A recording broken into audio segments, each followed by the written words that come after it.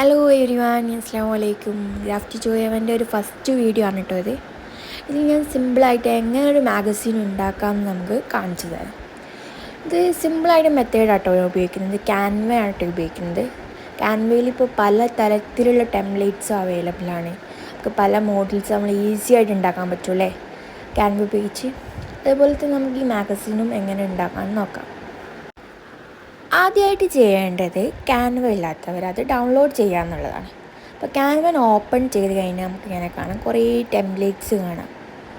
അപ്പോൾ നമുക്ക് അതിലിഷ്ടമുള്ള ഒരു നല്ലൊരു ടെംപ്ലേറ്റ് സെലക്ട് ചെയ്യുക. നിങ്ങൾക്ക് മാഗസീനിൽ ഉൾപ്പെടുത്തണമെന്ന് തോന്നുന്ന ടൈപ്പ് ടെംപ്ലേറ്റ്സ് ഏതെങ്കിലും ഒന്ന് സെലക്ട് ചെയ്യുക കേട്ടോ. ഞാൻ ഇപ്പോൾ ഇതിൽ ഒന്ന് സെലക്ട് ചെയ്തിരിക്കണേ. അതിലൊരു പിക്കിൽ ക്ലിക്ക് ചെയ്താൽ റിപ്ലേസ് എന്ന് പറഞ്ഞൊരു ഓപ്ഷൻ കാണാം. അവിടെ പോയി ക്ലിക്ക് ചെയ്താൽ നമുക്ക് ഫോട്ടോ റിപ്ലേസ് ചെയ്ത് കാണിക്കും. അങ്ങനെ റിപ്ലേസ് മൾട്ടിപ്പിളിൽ നമുക്ക് 3-4 ഫോട്ടോസ് അങ്ങനെ സെലക്ട് ചെയ്തിട്ട് മാറ്റാവുന്നതാണ് കേട്ടോ. അങ്ങനെ നമ്മൾ ടെംപ്ലേറ്റ്സ് വേഗം ഈസി ആയിട്ട് റെഡി ആക്കാവുന്നതാണ്. അങ്ങനെ നമ്മൾ ഫോട്ടോ എഡിറ്റ് ചെയ്ത് കഴിഞ്ഞ് സേവ് ചെയ്യുക.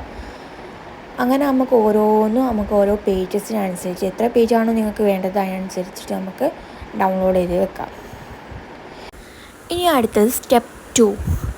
ഇനി ചെയ്യാൻ പോകുന്നത് അതെങ്ങനെ സെറ്റ് ചെയ്യുക എന്നുള്ളതാണ്. നമ്മൾ ഓരോ പേജ് സെലക്ട് ചെയ്തിട്ട് അത് ഒരു A3 ഷീറ്റിലേക്ക് സെറ്റ് ചെയ്യണം. എന്നാലേ നമുക്ക് പ്രിൻ്റ് എടുക്കുമ്പോൾ അത് ഈസി ആയിട്ട് നമുക്ക് സെറ്റിംഗ് ചാർജ് ഇല്ലാതെ ചെയ്യാൻ കഴിയുള്ളൂ. അത് സിമ്പിളാണ്.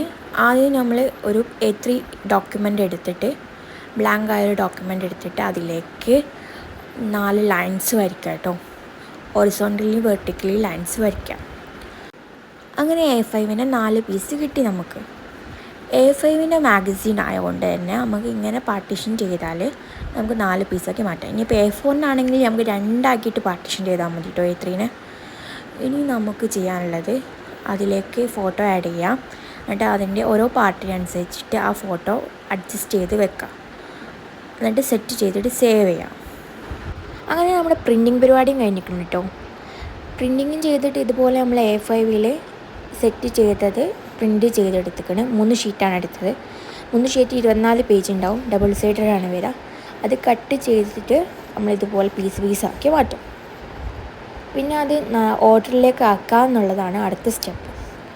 ഓർഡറിലേക്ക് ആക്കിയതിന് ശേഷം നന്നായിട്ട് കറക്റ്റ് ഇതിൽ വെച്ചിട്ട് നമുക്ക് സെൻട്രൽ സ്റ്റാപ്ലർ എന്ന് പറഞ്ഞ ഒരു സ്റ്റാപ്ലർ ഉണ്ട്. അത് ഉപയോഗിച്ച് ഇതുപോലെ 2 സൈഡിലും സ്റ്റാപ്ലർ ചെയ്യാം. ഇതാണ് കേട്ടോ ഫൈനൽ ലുക്ക്. നിങ്ങൾക്ക് ഇഷ്ടമായെങ്കിൽ എന്തായാലും ലൈക്ക് ചെയ്യുക, സബ്സ്ക്രൈബ് ചെയ്യുക, സപ്പോർട്ട് ചെയ്യുക കേട്ടോ. വേണ്ടവർ ഓർഡറും ചെയ്യുക കേട്ടോ. Thank you.